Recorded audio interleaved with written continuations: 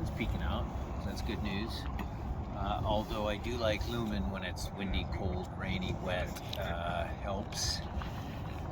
Team seems to be in a good mood. The messaging has been, it's been a bit of a long preseason, interrupted with the shortened trip to Morocco. We would like to stay there longer, but it's here. Crunch time, money time, season, it's here. So that's what we're focusing on, and just making sure we fine tune everything. Really quickly checking on injury statuses to both Raúl and to Obed Vargas. Yeah, Raúl's day to day.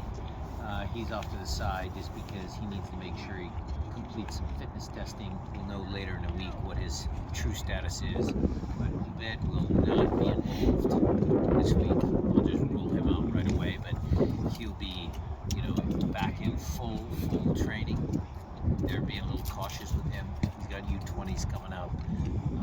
We want to protect him a little bit. It's shooting quads a little different, so we want to be a little careful with the kid. For Obed, in the time he's been here so far, a little bit of a different player than a Will Bruin. So when you have him up there as opposed to Raúl, how do things change with the kind of that second year? Yeah, look, Will was a really useful player for us. Did a good job. I'm happy that he signed in Austin. Obed is different. He's smoother. He's not all arms and elbows and headers and fight and all that. He's more subtle. Reminds me a little bit of Montero. That's why he and Freddie are good friends off the field. They're class forwards. They score goals. So with both of those two guys, in case Raúl can't make it back, happy to have those guys on the squad. Coach, just staying on the injury component, we saw Albert come off a little bit sooner. Yeah. Is he okay? Rolled his ankle a little bit, but we'll assess that. I'm not too worried about it. He wanted to keep training, but I, as a coach, said no. The most important game is Sunday, so we'll get him back out there. We'll assess. Oh, go ahead. Go ahead, finish up. Staying on the midfield subject, Danny Leyva, he seemed to cover a lot of ground in the two Louisville games. Just kind of wanted to get your take on how he played. Look, there is competition, and that's something that the club has to, in a global view, has to figure that out, because Danny's super talented. He's got a chance to go with the 20s. Josh is super talented. Obed's super talented. JP's coming back. Albert's there. Play Christian there if I wanted to. I mean, it's you got young Sota. I mean, it's a conundrum. And Danny, what he's done is he's raised the level of training and games because he's pushing. Makes Josh better, makes Obed better, makes everybody better. So that's, in some small way, a little bit of leadership by a young kid, which, Danny's a smart kid. He gets it.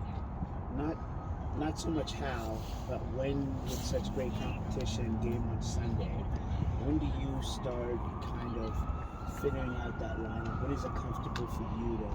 Well, look, Moz, we're not. Our last tune-up game was pretty much it. I mean, there's a couple of questions, but it's we've been training a different style, a little bit different system.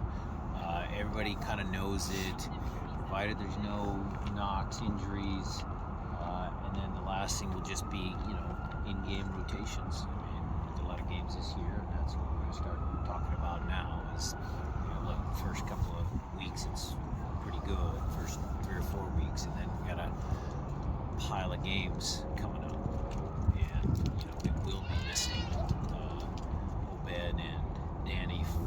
Hopefully, they make the World Cup squad, the U20s. So there'll be some playing time going around.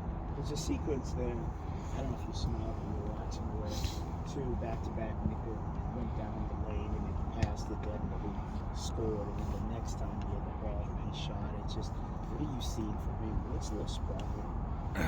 Well, I mean, look, I always love it when your senior players get in the groove, your goal scorers get in the grooves. That's always handy. The one thing I would add to our little discussion here is we had a 14-year-old kid out here, Jordy, academy kid, because we needed some. That kid was pretty smooth in front of goal. I like staying with the young talent, Aquino just had a Chris, brace with the U.S. national team. Just want to get your take on it. Well, he's been in enough of our training sessions that I know that he's a quality kid. So how he continues to develop and how we get him assimilated with more of the defiance in the first team. I mean, we've got some good kids coming up. You mentioned the amount of games a couple minutes ago. The MLS schedule now with Apple has most games, excluding this one, is Sunday on Saturdays and Wednesdays, and it's pretty consistent. How does that help you as a coaching staff to have a very consistent schedule like that? It helps the fitness guys more because they can really do some periodization as to which weeks are up weeks, which ones are down weeks. You got their 6-week cycles. You know, it helps them a lot. So let's see if that translates into we have a fresher team at the end of the year. You know, that was part of the problem last year. We put a lot of energy in it in Champions League and then kind of fizzled at the end. So with the consistent schedule, now there is the new version of Leagues Cup in the middle of the year and fixture congestion. So let's see how that goes. But it should, this beginning part of the season should help the fitness guys. And it became official this morning that the first round of the playoffs will be a 3-game series. Thoughts on that change? Yeah, I have to read it over again. I was on a coaches committee meeting and we discussed it, and I thought there might be some tweaks, and I guess it is what it is, and it's coming out. I got to read the report just so I can speak cleanly about it. But I mean, look, yeah, more teams are in it. Apple TV wants some more playoff games. I think they're trying to do the best they could, but let me digest it first, and I'll give you guys a more educated opinion. But just as someone who's lived with soccer his whole life, is it a little odd, the timing? Look, if you're asking me the question, I like one and done.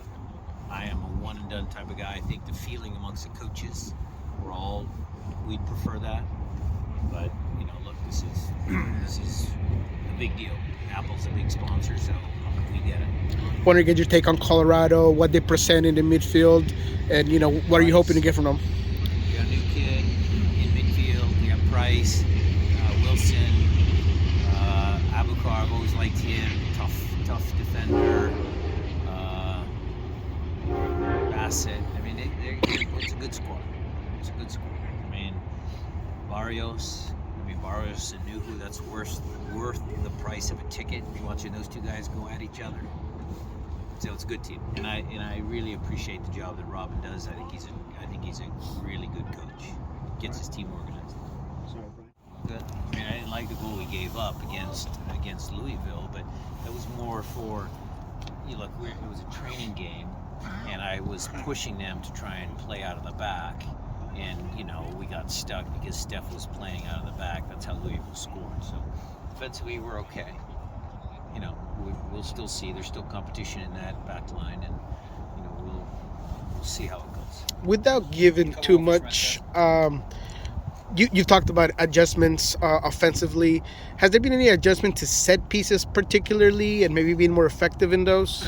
Well, we actually have done a little bit more messaging. We'll work on the film. We obviously scored that goal against Louisville, but there are some common themes that we're going to go over, and we'll have little, different variations. But yeah, it'll be a renewed emphasis this year for sure.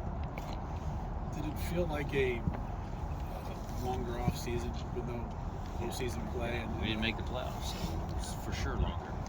We didn't like it. I was going to say, this being the first step of kind of getting back to where you guys want to be. I think the guys are anxious. They're anxious to play. I mean, I got good feedback from the Louisville game. They were pretty pleased with getting out there against an opponent that they didn't know. All that's going to help, and we'll see how Colorado goes.